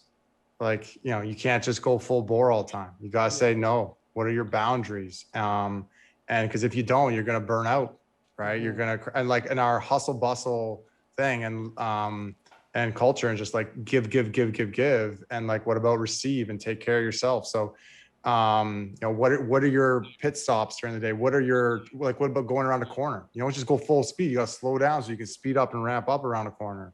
And so it's like finding those ebbs and flows and scheduling and learning like to turn your phone off at times, don't take, press call, and like, so just joking there, but yeah, maybe take it. I think he's got. I'll call you back in 5, Rain Carnegie. New nickname, right? Yeah. So like those are kind of like strategies, is thinking about that, and a good example. That's a good one for that too, because I'm doing a lot of more executive coaching, because I had to pivot. There was a little less athlete coaching, but doing more business and stuff. Really applies to this mindset when you're in this, especially this new work from home kind of stuff, is the race to the South Pole. And the short of the story is there's like it was hard to get there. You got to go sled dog, and these teams are going, and there's 2 teams, and one team had limits. They would only go so far every day. The minimum and a max. It was like, no matter the day, we're going here, and we're never going past this amount of distance. And so it was really like clear, structured, and not chaotic. And the other team's like, oh, nice day, we're going as far as we can. Oh, bad day, let's not go. And it was like inconsistent and chaotic, and there wasn't like a structure to it. And what happened, the team with the limits that didn't go super far each day got there first by 37 days, and they get back all good. So that winning team. But the other weird fact and sad fact in a way, the other team, they got there, but then a bunch of them died on the way home. Like they don't even make it back, like because the stress, the inconsistency, the mindset, that factor of not having limits and thinking like just go fast all the time and go, and not reflecting on what's actually best for you and your team, et cetera. Matters. And you try to be it's like the airplane, like what do they say? Put your own mask on first. You can't help other people, you pass out. Like, so it's so important to taking care of yourself is helping you take care of other people. And absolutely, it's the those things, and then so finding what it is for you, and then creating your own speed ramps and your pit stops that work for you matter. Like simple things. Especially like when we did a thing in March, because I was feeling for the athletes when it just got officially shut down, right? Like delay the year, and then like ripped, it's gone. Like it's like, oh, and we're going in, like when March was coming, I was like, oh boy. So we did a thing in March, and one of the biggest lessons and things that we were sharing for it was like a month long, like 30-day motivation kind of thing. But one of the biggest lessons and a good lesson for everybody through this pandemic is like you can come out stronger from it. And one of the things is like, what can we do? What can we be grateful for? And we get so caught up in sometimes what we can't do, what isn't going our way. And think of it this way, like imagine I told you to start your day with like list 10 things that suck. List 10 things that are shitty about your life and your day and what's happening. You're like, I can't do this today. This is stupid. I hate this. Like, how is your day going to go? Like, how's it going to go? You think it's like, you're going to find everything else that's shitty that pops up. And when some other kind of problem pops up, what are you going to do? Oh, shitty thing. You're not going to deal with it very well, right? You're just going to be in this not great mindset the whole day. And most people that just wake up is like, let's see how it goes. And so hopefully it goes well. If it doesn't, I get thrown off. Yeah. But what if you start your day with like on the right foot? It's like, hey, what do I get to do today? What am I grateful for? What am I looking forward to today? Like, how do I want to show up today? And like you start looking for, and you see these things, and you're setting your intentions and your mindset. And I'm big on not being like super positive. I don't want people to be super positive. That's actually a big faulty belief that causes people to get elated and deflated. It's not about being super positive to start your day. It's about seeing what you can do. You get to do a healthy perspective. See it for what it is. Because sometimes you're in a shitty situation. Like Rain's in a tough situation right now. It's not like, oh, hey, Rain, just be positive about it. Like, just be positive all the time. Oh, it's like, screw you, man. Like, it's like, you know what I mean? Like that's not going to work because it's not true. So it's like, hey, Rain, like, what can you do? What do you get to do? Right? Like, what are you appreciating about your situation? Right? And then what's the other side of that, as I mentioned, maybe set some slow down points, some structure points, and some boundaries.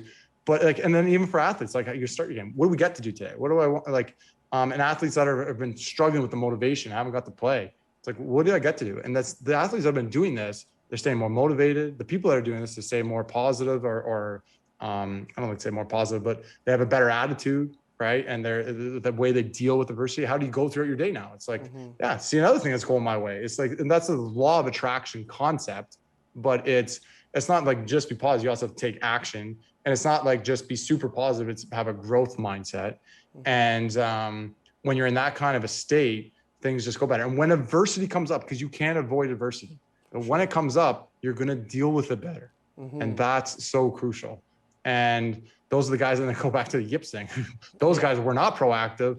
They had a fixed mindset, right? A lot of elite athletes develop fixed mindsets. They get praised for being good. You know, you're doing this, good. That's bad. That's good. Like, we're judging things. It's either good or bad. It's fixed. You're good. And so therefore, as soon as like, oh, that was bad. Well, now I'm bad. And they're like, don't know how to deal with it. And it's this judgment, and they're fixed now, and they were good and now they're bad. And it's like, oh, like fall apart. And their self-image, their self-worth, the mindset that they're in, none of it is supporting optimal growth and optimal performance and the enjoyment of it. Like, let's not forget the overall enjoyment is so key. I have a really good lesson with teaching a bunch of athletes this week is just like, and this is a common misbelief, like what makes sport fun? It's like winning. Oh yeah, winning makes sport fun. Does it though? Right? Like, think about that. Does it? And obviously, in some ways, like, winning's fun. Like, I'm not an idiot, but but watch this. Like, what if as an athlete you go out and, you know, let's say we're a midget team, right? A minor midget team or whatever, and you go out and you go play a OHL team and you lose. Would it be like, but it was a tight game and you battled? Versus as a minor midget team, you go out and play a house league peewee team and you crush them. Which game was more fun? The game you lost to a better team, or the game you won to a shitty team? Right. The answer is obvious. Yeah. So if the answer is obvious, it's the OHL team that you lost, then winning's not what makes sport fun. So like, it just defeats the logic right there. Because, and so then what is fun? It's the experience. It's the challenge. It's like why we love going to play on the outdoor rink, or like just playing pickup or whatever it is. It's the game. And so when you enjoy it and you get connected with your intrinsic values, what a shift in mindset, right? And you know why you're doing things, and the why is not the result, right? That's, and no, actually the why, the intrinsic why. A good example of that is like, okay, I got to train. Well, why do you got to train? To get results and points and win. Wrong. That might be the goal. That might be the intention. That might be the result that you're aiming for. Why you're doing it is because you love the game and the experience and the growth, the challenge, the connections, to serve, these intrinsic things. And by golly, do we lose sight of that? And then what downward spirals do we get? Because we're so focused on results, we're not having fun. And when you're not having fun, you're tense, and then everything just gets a lot worse, right? How can we get back and start in this mindset that's grateful, that's connected to our why, the love of the game, and then snowballs in an upward spiral, and it makes you way more consistent. So those are kind of the things that we teach, some key points, and it ties into kind of what you're bringing up there, Rain. So, you know, you just talk, what are the things that you enjoy? Like, get back to that, like, and the why. I'll give one more example because this is fun stuff. But the Britt told me I could just go on rant, so I will. Yeah, go for it. This is the best session that I've had. For sure, man. I haven't heard Rain not say a word for this long. Like, so you're saying like very captivating stuff to him right now. So a really cool story about, again, intrinsic, extrinsic motivation and our why. A bunch of kids want to go play football, and they find this old lady's backyard, and it's got 2 flower beds at each end. So it was a touchdown. So they love throwing the football, and they catch it in the flower beds, just ruining the lady's backyard, right? But the boys are having fun, right? They're catching it. They're just enjoying playing. So the lady's like, okay, how am I going to get them stuff? They're like, if I ask them, they're just going to keep playing. She goes, I'm going to start paying them. I'll pay them $1 each to come and play. So the boys are like, sick. Not only we get to play football, catch it, we're also going to get paid. And so they're like, all right. They keep coming, they keep getting paid. Then they start getting paid less. And then they get paid less. And then they're like down to a dime and a nickel. And they're like, screw this, we're not playing anymore. We're not getting paid enough. It became about the money. It became about the result. And that happens to athletes on the regular with our very result-oriented thing, especially as they make the jump to junior. It becomes about the points. If we get to the next level, it becomes about eventually becoming pro, making money. Like you see it happen with athletes in professional contract years and after or before. And they lose sight of their why and their fun and the love of the game and the experience, their intrinsic why in the first place. And the athletes that can stay connected to that, the people that stay connected to that, you know, generally are going to stay in healthier mindsets, perform better, be more consistent, keep growing. And it's flipping things on its head, which is our general sport culture is talking the other way. But just got to win. It's about running. It's about results. Like, it's like, yes, it is. It's important. I'm not saying this doesn't matter, but like, it's the goal, and it's not the why. So anyway, so those are some big ones that I'd throw you guys' way.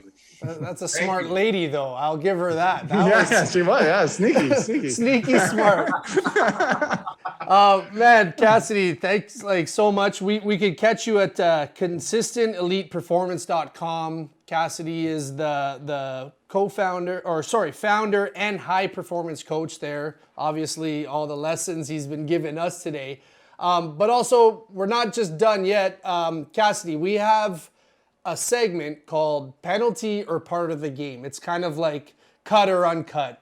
And we throw out a topic, and you let us know if you think it's part of the game or if you think it's a penalty. Do we have you for about 10 more minutes for that segment? Yeah, for sure. That sounds fun. Awesome. So this week's penalty or part of the game. What? Because I'm not in studio, we don't do it how we normally do it? Penalty or part of the game. Penalty or part of the game. All right, so we're here with Dr. Cassidy Preston. We thought this would be an amazing topic for what, Cassidy's doing right now and everything he's a part of. Our topic for penalty or part of the game is parent coaches. This is, I thought, honestly, we've had some good ones. I'm not going to lie. We've had Answering the Bell with George the Rock. We've had Enforcers with Mike Fuda. We had the lacrosse goal with Rob Schremp, but this one just fits so nicely. Wouldn't you say, Carnegie? I had to wet my whistle for this one. So yeah, parent coaches, we've all probably grown up on a team with a parent coach, where the kid, sometimes they're great players, but sometimes they're not. And they're still getting that power play time that Rain was fighting for in the All-Ontario tournament. But, I don't know. What do you guys think? I guess let's, I want to start with Cassidy because, I think he might knock this out of the park and Rain and I might not have to say anything after. But, Rain is also kind of a parent coach right now. Or, sorry, you are a parent coach because your son's getting into hockey and, we're all parents now. What do you think about... I've realized early that maybe I'm not the best parent coach. All right, so do you want to go first, Rain? Or... Okay, I'll go first because, okay. because I have a couple, just like I always do. I'm sorry. I have an argument, I think, for both sides. Okay, yeah, you're always wishy-washy. I like it. Because I'm in the unique, lane or race, if we're using car terms. I'm in both races. I have my son. He only trains with me right now. There hasn't been a season. And I'm fortunate that I have a hockey background that allows me the opportunity in this unique year to make sure that my son was getting effective training. Not a lot of families have the ability to have a parent or somebody close to them, especially when it was, same household was the only way that you can get skates. There's not a lot of people in the same household typically that have the same background that I fortunately have. That said,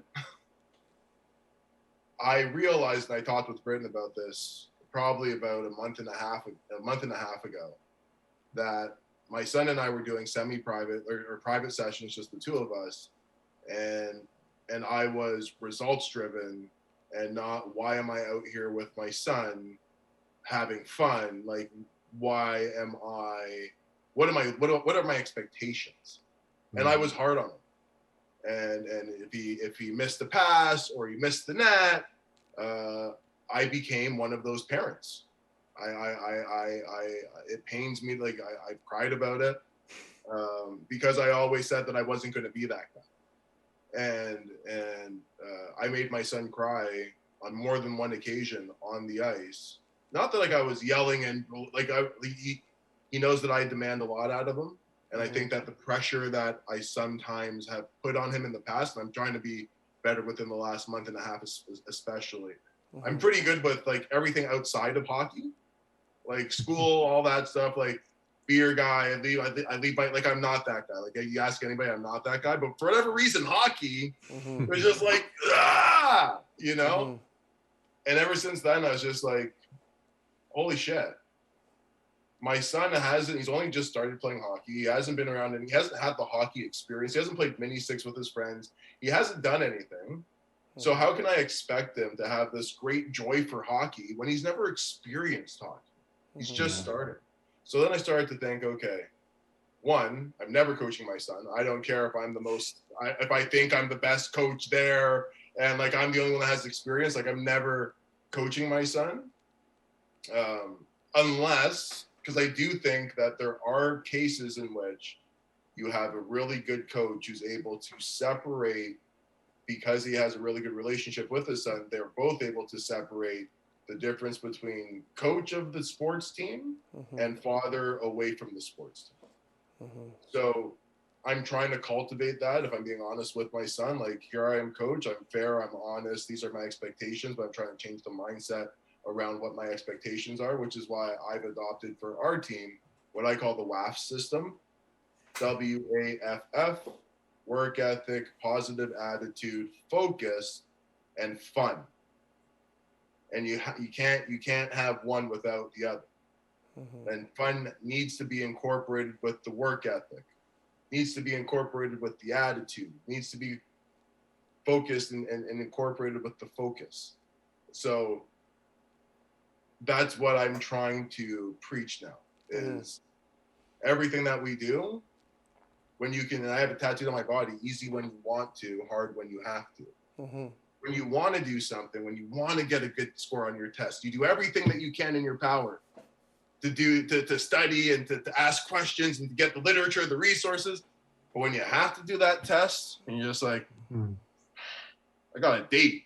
You know, I want to go out to the mall. I want to go shopping. I want to, you know, like, but when you want to get that good grade, isn't it easier than when you have to in everything in life? So like changing the mentality and the expectation of what my ultimate goals were. Once I realized what my ultimate goal was my goal for my son in hockey is to enjoy the sport like I did. I love the game of hockey. And my mom was very supportive, and I didn't have an overbearing parent that was riding me like I was up, I was down. Like, my mom was very good to me, a little too good. I think I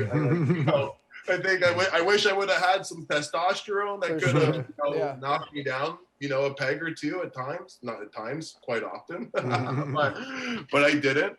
And so I say that in saying, I think you have to understand the relationship and the dynamic of the family to see if they can coexist.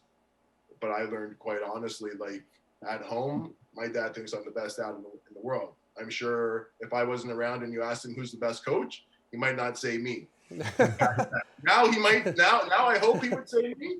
But talk to him a month and a half, 2.5 months ago, he would say, "Hey, Cassidy, you got any ice time? Like, are you hiring? You know?" So for me, part of the game, if it, you know, you have to, but penalty. But also the financial aspect of it. Yeah.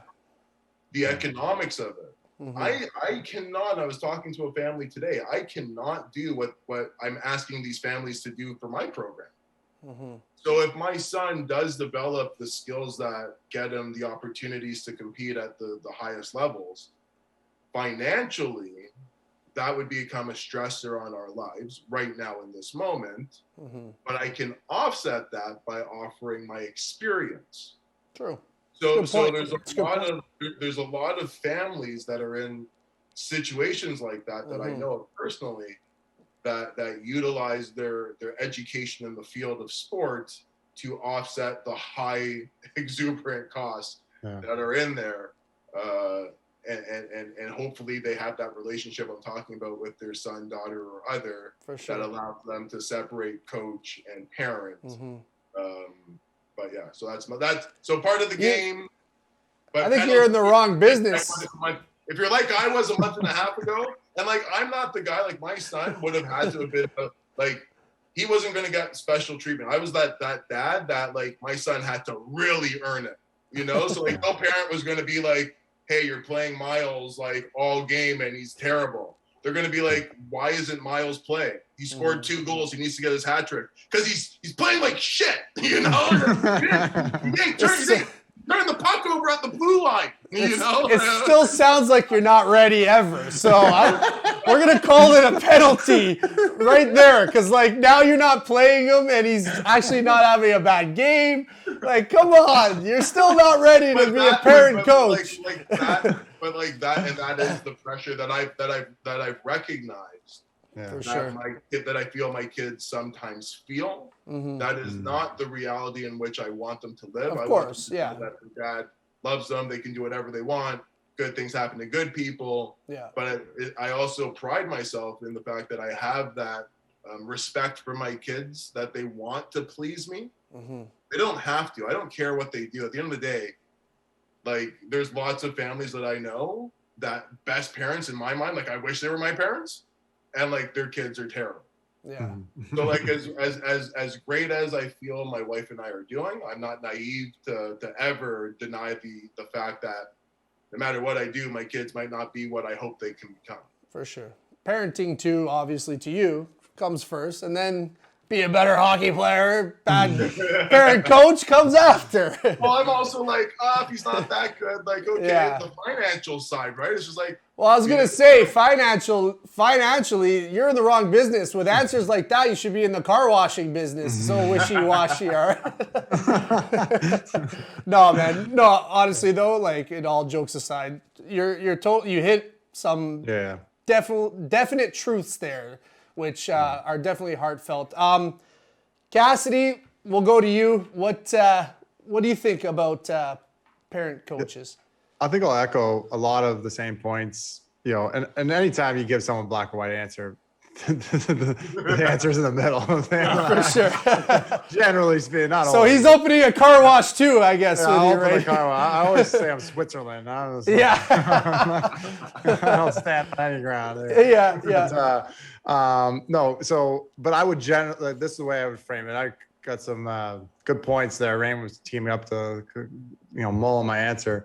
I would say it's part of the game is the bottom line. Mm-hmm. I think there's a ton of penalties and infractions going on all over the place. So and one of the biggest, so we'll start with the penalties then first. I think part of the game, like it's you're not like, I'll phrase that. You can't stop, you can't prevent it. Like how are you just going to take parents out? Like what if you're a house league coach? Like who are you going to get a volunteer non-parent house league coach? There's going to constantly be some level of coaching in the car ride home. Like what's the difference between coaching and parenting? Mm-hmm. They're very similar. They're guiding people along the journey of life. And then coaching just takes more of a focus on the sport. But as a coach, I'm a coach, mental skills coach, guiding people. It's life skills is what I'm really teaching people, which is what parents also teach them, and hockey coaches and other people teach them in other ways. So we're all just guiding people and being resources and a sounding board. And then but that's how we're guiding. And parenting, my kids are pretty young still, but I understand, not easy. Not easy to guide as the kids get older and older. I got a 2.5-year-old. Not easy to guide her sometimes. Loose cannon. So I'm like, not sure how to contain this. So I think it's just on so again, they're going to coach on the car ride home to some degree, and they need to, and to Rain's point, like with your mom, but they need to do it in the effective ways. And a lot of them go offside, take the penalty, and overbearing coach, even that they're not even like registered coach. They're just coaching on the car ride home. And I've seen parents in the parking lot, like they're screaming out at the kid before they even get in the car. Like, you know what I mean? Like stuff like that. Like, it's just, and let alone what's happening in the car, right? Like, damn, like that's what happened to me. My dad, like, again, Buddha now, was not Buddha then. Like a car ride home, I did not enjoy. Like, it was like, want to quit. Like, and he was, really nice, educated guy, doing his best, was just frustrated, doesn't know how to coach and guide me, the best that he could at those times. And look, it was fine. Like, I had no major trauma from that. I'm not saying, but it's just like, that's common. That is common. I see it over and over and over again. Like, and we all know whether you're coaching minor hockey, like, parents are often the worst, right? Like they get that because they're in the kid's ear after and before games, saying the wrong thing. And so, like those are penalties. The other big penalty is organizations. And like, what about parent volunteers in the organization? Parents running minor hockey organizations, hiring them the coaches. And like, what the hell is that? Like, and there is just some messed up minor hockey organizations. And with, for whatever the reasons, and even people that aren't parents, and they're just like, so, leadership, and we go to leadership, it starts at the top, right? It starts with the Hockey Canada. It starts with like the OMHA, the OHF, the GTHL. We were doing a thing with the GTHL, and they're like, hey, would you want us to do a series on mental performance and stuff? And they're like, nah, we're good. We were like, what? Like, okay, like, all right, just don't value our time. Like, so it's pretty much like just like not a like, I pretty much volunteer. I said, I'll work for free to help do some coach education stuff. Like, I did my PhD in the psychology, coaching, leadership. Hey, Coach Canada or whatever, in the high performance. Hey, you want me to help? Like, can we talk about doing some psychology stuff within your? Now we're good. Like, we'll even take a PhD, played the game, studied this. Hey, I'd like to help. Now we're good. Like, that's the response I get. So it's like, where's the leadership trickling down then to the organizations and so forth?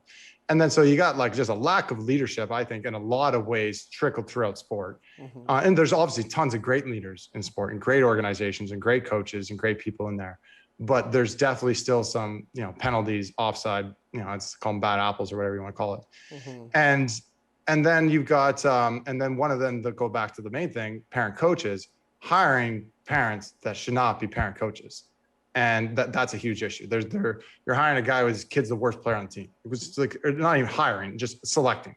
Don't select him. I don't care what his resume is. Like, the worst player on the team, the dad's not the coach. Like, it's just not, it's not happening. Like, He's just setting everyone up for failure. Like, it's just not good for the kid. It's not good for the dad. It's not good for anybody. Like, don't pick that guy. Like, penalty. Like, that's penalty. It makes sense. Huge penalty. You get into like paid coaches and like paid parent, like, AAA, and it's it's a whole business, and it's a whole, like, you want a good coach, like your kid's on the fast track, whatever, and there's whole other things. I can get into that, but paid parent coaches, or you got a paid coach and then the parent coach's assistant that's paid, or like there's all kinds of these fuzzy lines. I think there's a lot of offsides going on there, and again, that comes from the top down. And like, when I was a head coach, I think I had some of my assistant coaches, like they were kind of, some paid for some of their time. And like, it's like, but it was like, who else was I hiring? Like, I don't know. Like, it was just kind of, who else could I get to show up all the time? Like, it's not always easy to get good coaches and consistent. So there's a lot of structural problems there that make a ton of penalties coming up in lots of ways.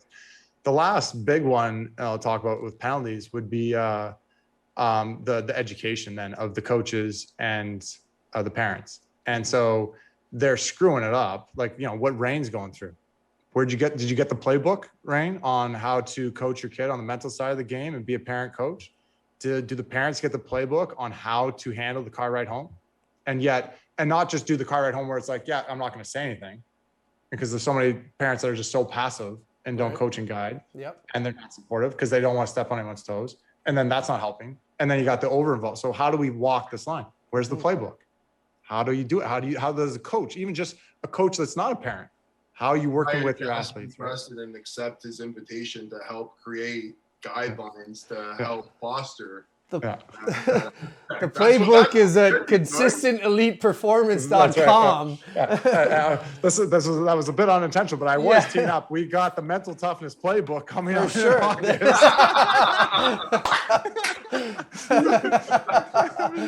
You heard it here first, guys. You heard it here first. That's the first announcement. It's actually intended mostly for coaches, but parents could. I'll probably do one for parents at some point. But it's needed, man. It's so much. It's needed, right? And like, so I've got like a university. They want to bring me in to do all the coach education for the coaches.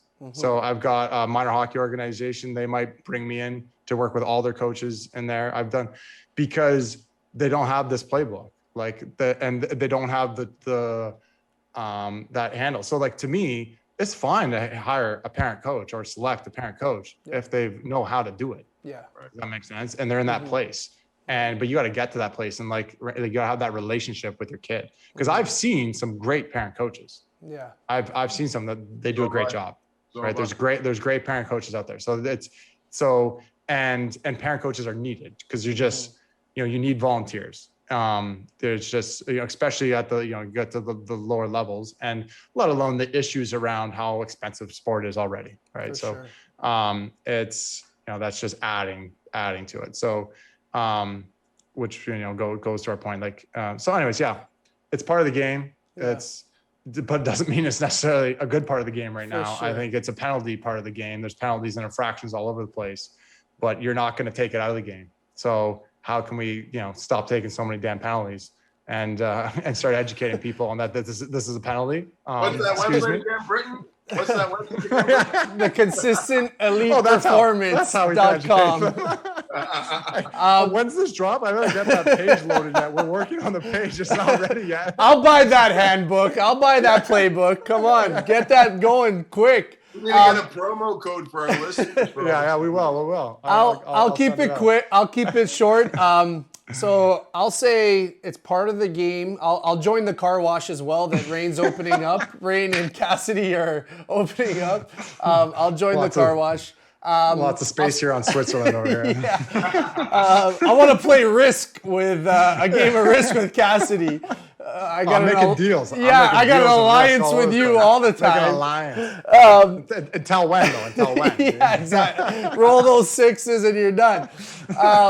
I'll say it's a part of the game for, like, Rain right now. Your son's at an early age developing. So do you need to go out and like put him in some other program and have someone else deal with him? I think it's obviously a sensitive age, but he's just figuring all the stuff out. Are you a little hard on him because he might not be accepting passes at 4 years old when he was 5, or, maybe, but that's just us as humans. And, obviously we're trying to get rid of that, but I think it's a good time when, they're just getting into that development stage to be there, to be their support, to be their coach, their parent coach. Kind of look at, Tiger Woods. We all saw the documentary, I'm sure.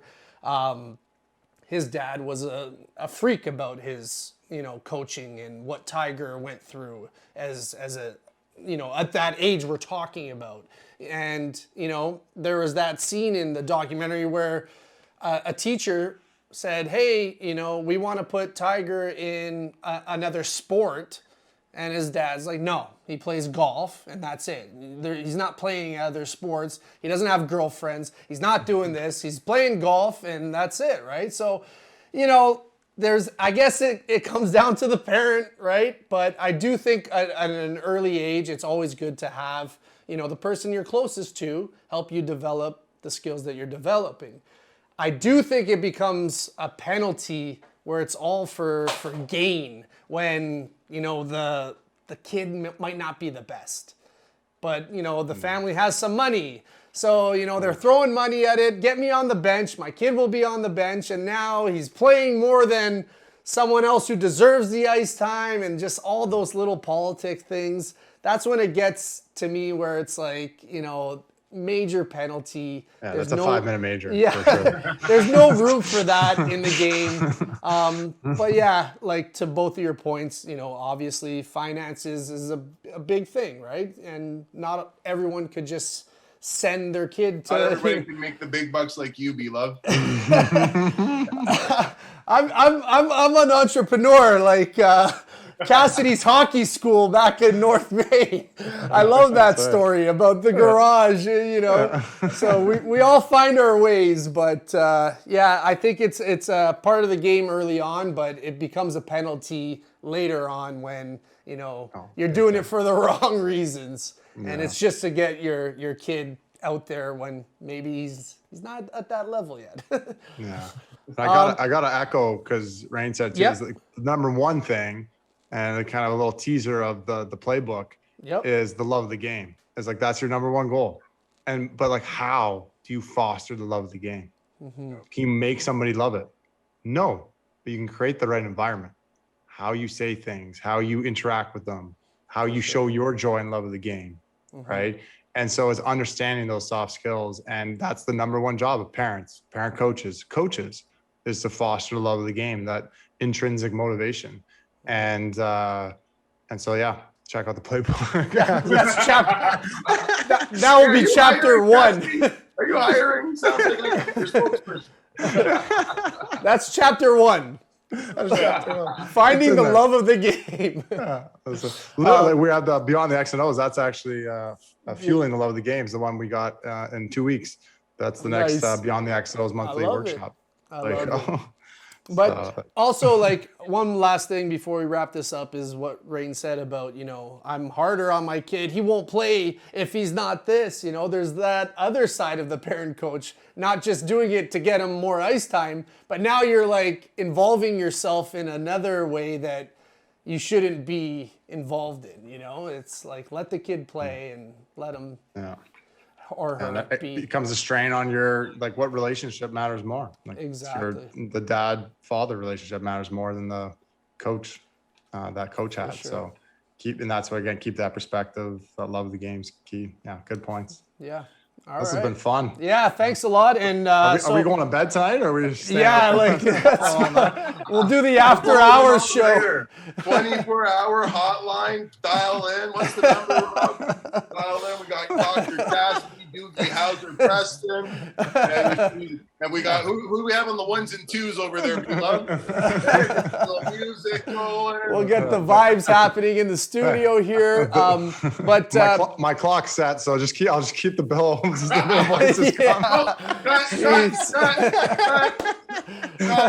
I'm joking. That's a commercial. Thank you. But Cassidy, this has been a lot of fun. So your website is consistenteliteperformance.com. You're doing something with the coaches site, you said, that's so we're like a partnership with the coaches site. So we have an ongoing Beyond the X's and O's monthly workshop. That's super cool.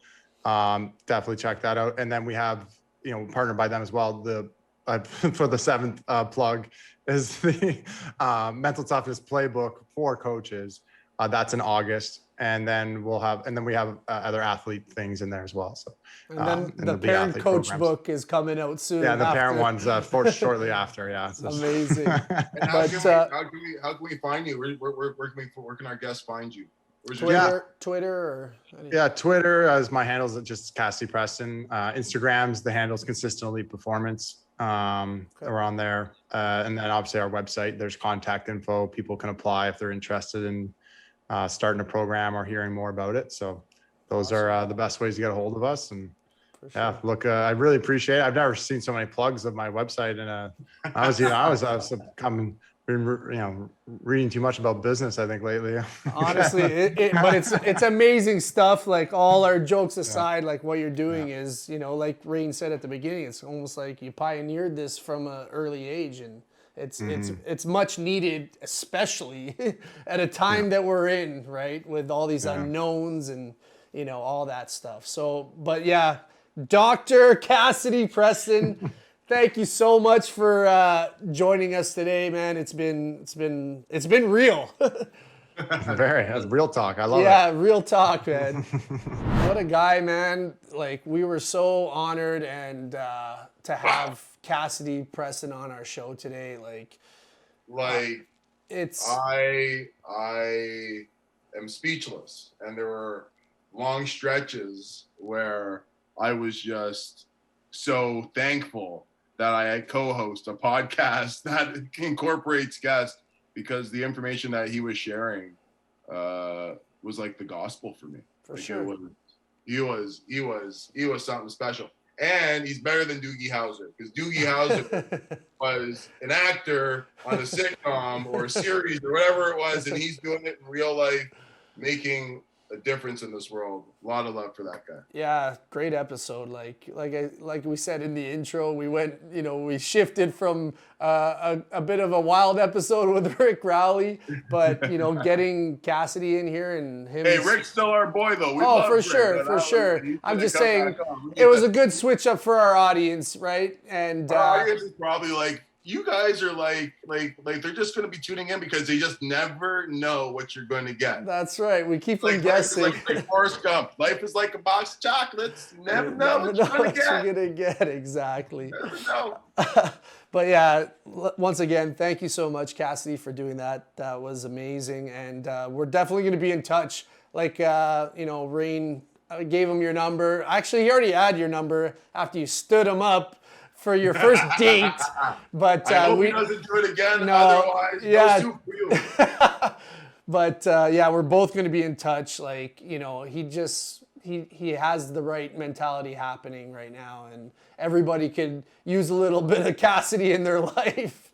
And the playbook he's coming out with, right? The parent playbook. Let's plug it again. The coach playbook, that's all coming out. It's great. But what a great show. Thank you guys for tuning in. Guys, please do us a favor. Follow us on all of our socials. Please subscribe to our YouTube channel, our Spotify. I think we're on Apple now. We made it. We made it. We're on Apple Podcasts now. We're up in the big leagues. It's our turn at bat. As long as they're here, there ain't nothing wrong with that. Now I think you just gave us a copyright strike with that great singing. No, I'm kidding. But yeah, we're on Apple. We go long. We know we go long. But you have guests like Cassidy, Dr. Cassidy. Where do you stop it? Where do you stop them? And like our segment, penalty part of the game with the parent coaches, like what a guy. Like both of your answers were amazing. I had to keep it short because you both blew me away. I know all the jokes aside, I like to chirp you a little bit, but Rain, your answer was beautiful, and Cassidy touched on it, and it was amazing. So thank you guys so much. Please follow us to the Eddie Melo Legacy Foundation. Please check them out. We'll post the link. Joey Melo, thanks for the shirts and the hats and all the merch. I'll get these hats to Rain when he's back in studio. To our sponsors, Own Aces. To our socials on this side. Which side? I don't know. I'm just going to block you out, I think, with all the socials. Thank you guys for tuning in, and be part of the game. Let's go.